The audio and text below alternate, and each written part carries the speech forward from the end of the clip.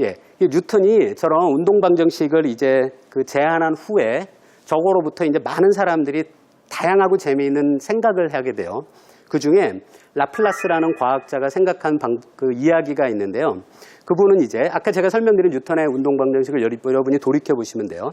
자, 우주에 엄청나게 훌륭한 어떤 지적인 존재가 있다고 가정해 봅시다. 그리고 그 지적인 존재는 우주를 구성하는 모든 입자의 지금 현재의 위치와 속도를 모두 알고 있다라고 가정해 보는 거예요. 그렇다면 그 지적인 엄청난 상상할 수 없을 정도로 지적인 그 존재는 미래의 우주의 모든 입자가 제각각 어디에 얼마의 속도로 있을지를 다 알 수 있게 된다는 거죠. 그게 바로 뉴턴의 고전역학이 제시한 결정론의 세계입니다. 그런데 조금 생각해 보시면 이게 정말 가능할까라는 고민을 해볼 수가 있게 돼요. 저게 만약에 가능하다면 라플라스의 악마라고 불리는 저 이야기가 맞다면 제가 이미 그 존재는 알고 있는 거예요. 내일 비가 올지 비가 오지 않을지도 예측할 수 있는 거고요. 그리고 제가 그러면 극장에 갈지 공원에 갈지도 저 라플라스의 악마라고 불리는 저 지적인 존재는 자기 눈앞에 명확히 보게 되겠죠. 그래서 저런 지적인 우리가 그 과학자들이 상상한 저 지적인 존재에게는 여러분이 과거는 돌이켜보면 여러분 눈에 다 보입니다. 아, 맞아. 내가 오늘 아침에 일어나서 뭘 먹었고 오늘 아침에 일어나서 이 방송국에 올 때는 어떤 차를 탔고가 명확하게 딱 하나의 현실화된 가능성으로만 존재하죠. 저 라플라스의 악마라고 불리는 저 존재에게는 미래도 그렇게 보일 거라는 겁니다. 미래도 과거처럼 아무런 불확실성이나 아무런 가능성의 형태가 아닌 단 하나의 유일한 미래로 저 존재 앞엔 펼쳐져 있을 수 있다는 거죠. 바로 이것 때문에 그 뉴턴의 결정론이 사람들로 하여금 굉장히 많은 생각을 하게 했어요. 정말로 모든 게 결정되어 있고 따라서 우리가 모든 것들을 과연 예측할 수 있는 걸까? 그런 믿음이 깨지게 된 것이 20세기 중반쯤이에요. 그때 생겼던 일을 짤막하게 설명드리면 로렌츠라는 기상학자가 카오스 이론을 만든 미국의 수학자이자 기상학자인 로렌츠. 기상 현상을 설명할 모델이 필요했던 그는 세계의 변수가 있는 세 개의 방정식으로 이루어진 미분 방정식을 만들어 컴퓨터를 이용한 날씨 예측 실험을 했다. 수치들을 일일이 입력해 컴퓨터로 대기 운동의 시뮬레이션을 구하게 되는데 첫 번째 실험 결과 기상 변화는 없을 것이라는 결론을 얻은 로렌츠. 다음 날 어제 얻은 결과를 다시 확인하고자 똑같은 조건에서 계산을 하게 되는데 하지만 그는 뜻밖의 놀라운 결과를 얻게 된다. 엄청난 태풍이 일어날 것이다. 첫 번째 실험과 전혀 다른 결과에 당황한 로렌츠. 무엇 때문일까? 바로 유효 숫자 개수 때문. 두 번째 실험 당시 소수점 이하의 숫자를 크게 신경 쓰지 않고 진행했던 로렌츠. 소수점 아래 다섯째 자리에서 반올림한 숫자만을 입력했다. 이 작은 차이에서 카오스 이론은 탄생했다. 소수점 아래 10만 분의 1 단위 이하의 차이는 나비의 날갯짓 정도에 불과한 작은 차이지만 이것으로 인해 몇 달 후 완전히 다른 날씨가 될 수 있다는 것을 발견하게 됐다. 로렌츠가 발견한 이 원리는 초기값의 미세한 차이로 인해 결과가 완전히 달라지는 현상, 나비 효과를 설명하게 됐다. 즉, 북경에 있는 나비의 날갯짓 한 번이 뉴욕의 토네이도를 일으킬 수 있다는 것. 이 원리는 물리학 카오스 이론의 중요한 토대가 됐다. 그런데 우리가 정말로 만약에 정확한 예측을 하려면 로렌츠가 발견해낸 그 카오스를 여러분이 돌이켜보시면 처음 출발하는 숫자를 무한한 정확도로 알아야지만 미래가 정확히 예측된다는 거예요. 근데 우리가 어떤 정보를 무한한 정확도로 알 수 있을까요? 그거는 불가능하게 됩니다. 제가 책에서 읽은 아주 재미있는 비유가 있는데요. 제가 우리 인류가 지구상에서 가지고 있는 모든 지식을 제 손가락 안에 위에 선 하나로 표시할 수 있습니다. 할 수 있을까요? 제가 어떻게 하는지 말씀드릴게요. 인류가 갖고 있는 모든 지식은 현재는 다 컴퓨터에 있다고 가정할게요. 컴퓨터 메모리에는 모든 정보는 다 숫자의 형태로 들어갑니다. 보통은 이진법이죠. 근데 그냥 십진법이라고 가정할게요. 그러면 인류가 갖고 있는 모든 지식의 총량은 1375 하는 엄청나게 긴 숫자의 나열로 표시가 될 거예요. 그러면 엄청나게 긴 숫자의 나열 앞에 점을 하나 찍고 앞에 0을 붙입니다. 0.1375로 나가는 정말로 긴 숫자의 나열이 되겠죠. 그 다음엔 제 손가락을 전체 길이를 1이라고 한 다음에 방금 우리가 찾아낸 그 숫자에 해당하는 위치에 선을 하나 긋는 거예요. 그럼 제가 한 일이 인류가 갖고 있는 모든 지식을 제 손가락 위에 선 하나로 표시한 거예요. 언뜻 생각하면 그럴듯하죠. 근데 이게 말이 안 됩니다. 왜 말이 안 되냐면 선을 무엇으로 그을까를 생각해 보세요. 선도 결국은 원자로 그을 수밖에 없어요. 아무리 작아도. 근데 원자의 크기는 0이 아닙니다.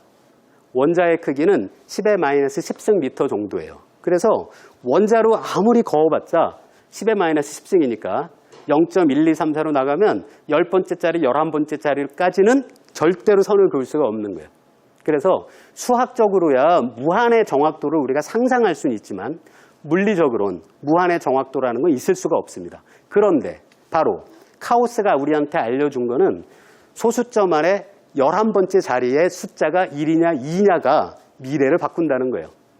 그렇게 생각하시면 고전역학은 뉴턴의 고전역학에 나오는 그 운동 방정식은 결정론적이에요. 그 방정식 자체는. 그 방정식으로 만약에 과거의 어떤 정보가 무한의 정확도로 알려져 있다면 미래도 무한의 정확도로 딱 하나가 결정될 수밖에 없습니다. 하지만 제가 여러분한테 설명드린 것에 의하면 우리가 처음 정보를 무한의 정확도로 알 수가 없다는 거예요. 그러면 미래는 예측 가능하지 않은 거죠. 그래서 로렌츠가 발견한 카오스가 물리학자뿐 아니라 많은 과학자한테 준 영향이 바로 이겁니다. 어떤 운동 방정식에 의해서 결정은 되어 있을 수 있지만 예측할 수는 없다는 거예요. 그게 바로 그 20세기 중반 이후에 그 과학을 하는 사람들의 그 마음가짐에 엄청나게 큰 그런 영향을 미친 바로 그런 사실입니다. 그리고 고전 역학에서의 이 카오스라고가 존재하잖아요. 그런데 카오스가 있다고 해서 예측을 그럼 항상 할 수 없는 거냐라는 건 또 조심하셔서 보셔야 됩니다. 제가 어떤 물체를 제 손바닥에 들고 있다가 떨어뜨릴 때 이 물체가 어떻게 시간에 대해서 속도가 변하면서 바닥을 향해 떨어질지는 카오스의 도움 없이 카오스가 전혀 우리가 생각하지 않더라도 아주 정확하게 예측이 됩니다. 그래서 어떨 때 그럼 카오스가 가능하고 어떨 땐 카오스가 불가능하고에 대한 것들을 이제 물리학자들이 생각하기도 하는데요.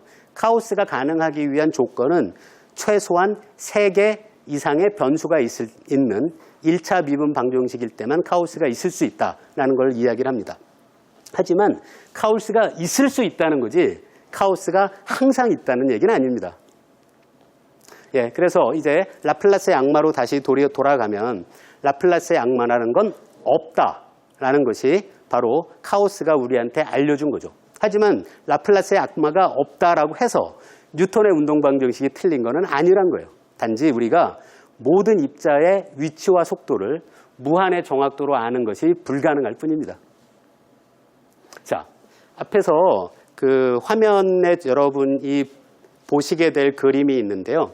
이 그림이 바로 로렌츠라는 그 기상학자가 그 생각해낸 3개의 미분 방정식으로부터 얻어지는 어떤 결과를 그분이 그림으로 표현한 그런 도형, 그런 그림입니다.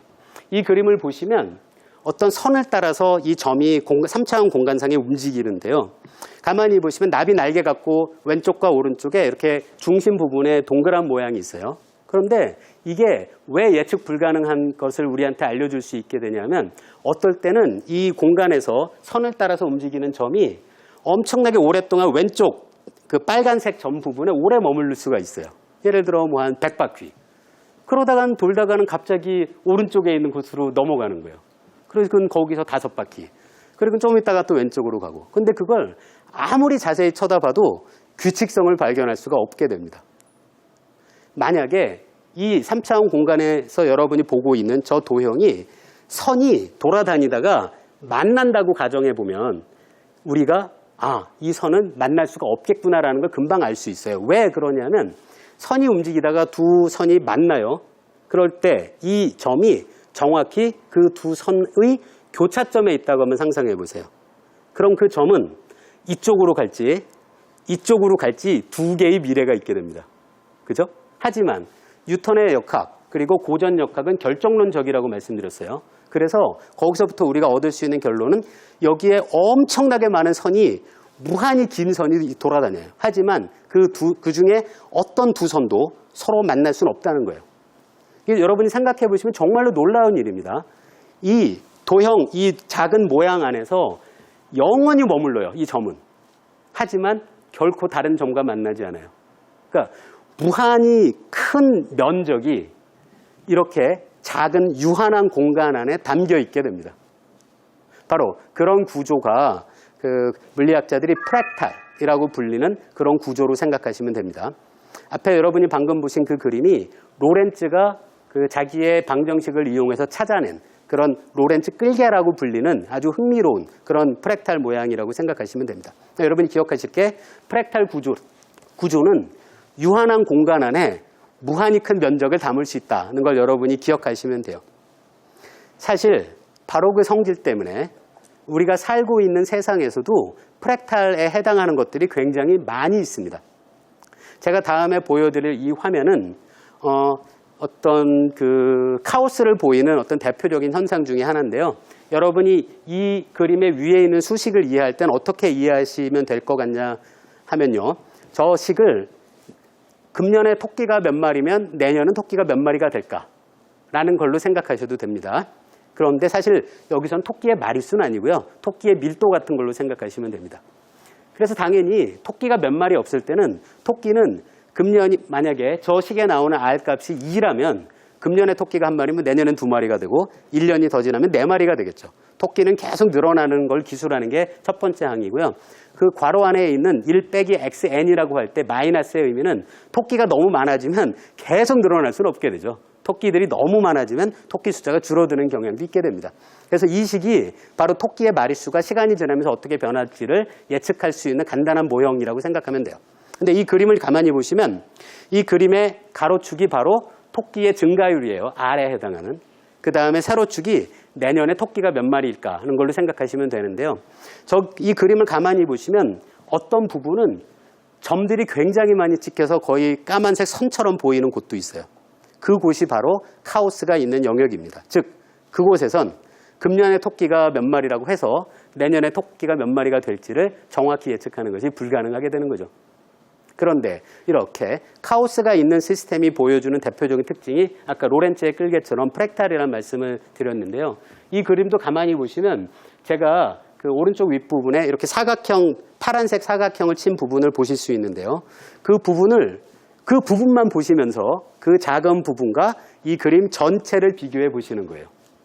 그러면 모양이 똑같죠. 그래서 프랙탈이라는 게 바로 이것처럼 전체가 보여주는 모습 중에 일부를 봐도 그 일부가 전체랑 똑같은 모양을 갖고 있는 그런 것들을 프랙탈이라고 생각할 수 있습니다. 사실 우리가 살고 있는 세상에 프랙탈이 정말 많습니다. 그 중에 하나가 여러분 제 몸에 어떤 콩팥 같은 그런 내장 기관이 있잖아요. 그 콩팥에도 혈관이 분포를 하는데요. 혈관도 프랙탈 모양을 따라 분포한다는 것이 잘 알려져 있고요. 또 우리가 잘 알고 있는 대표적인 게 나무를 생각해도 돼요. 나무가 생긴 모양이 프랙탈이에요. 그건 왜 그럴지도 어렵지 않게 생각할 수 있습니다. 제가 지금 저기 있는 이 사진은 제가 찍은 사진입니다. 예, 제가 찍은 사진인데요. 왼쪽에 있는 나무의 작은 일부분만을 오른쪽에 찍어서 새로 찍은 거예요. 그런데 제가 그렇게 설명드리지 않고 여러분이 오른쪽에 있는 사진을 먼저 보셨다면 오른쪽 사진이 나무 한 그루 전체인지 아니면 나무의 한 가지인지를 알기가 어렵죠. 바로 나무가 프랙탈 모양이기 때문이에요. 앞에서 프랙탈 모양을 가지면 그 이점 중에 하나가 작은 부피 안에 커다란 면적을 구현할 수 있는 구조라고 말씀을 드렸어요.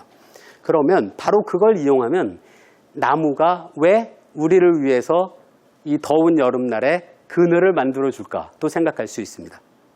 나무는 자기가 가지와 이파리를 만들기 위해서 사용할 수 있는 어떤 에너지와 물질의 총량이 제한이 돼 있을 수밖에 없어요. 그러면 그 제한 안에서 가능한 넓은 면적을 만들어내는 방법이 바로 프랙탈이죠. 넓은 면적을 나무가 만든다는 것의 의미는 태양이 햇빛을 여러분한테 향해서 이렇게 내려오는데 나무가 서 있잖아요. 그럼 나무가 그늘을 만드는 이유는 여러분 시원하라고 만드는 게 아니라는 거예요. 나무는 자기한테 오는 햇빛을 단 하나도 남김없이 다 받아들이고 싶은 거예요. 그러면 면적을 넓혀야 돼요. 하지만 엄청난 면적을 만들면서도 작은 재료만 쓰고 싶은 거예요. 그러면 프랙탈의 구조일 수밖에 없다는 거죠. 이런 식으로 프랙탈이라는 걸 생각을 해서 자연에서 벌어지는 현상을 이해할 수 있는 것들이 상당히 많이 있습니다. 그래서 제 오늘 고정역학에 대한 제 이야기는 여기서 마무리할 생각인데요. 여러분한테 드리고 싶은 말씀을 다시 정리하면 고전역학을 대표하는 뉴턴의 운동 방정식은 결정론적이라는 거예요. 하지만 결정되어 있다고 해서 우리가 미래를 정확히 예측할 수 있는 것은 아니라는 거죠. 그걸 이제 알려준 것이 카오스라는 현상이 그걸 우리한테 알려준 겁니다. 그리고 카오스가 우리 현실에서 어떤 모양을 만들 때는 많은 경우에 자기가 자기의 일부분과 닮은 그런 프랙탈이라는 구조로 구현된다는 것은 여러분이 기억하셨으면 좋겠습니다. 그럼 제 고전역학에서의 예측 가능성에 대한 이야기는 여기서 마무리하도록 하겠습니다. 감사합니다. 고전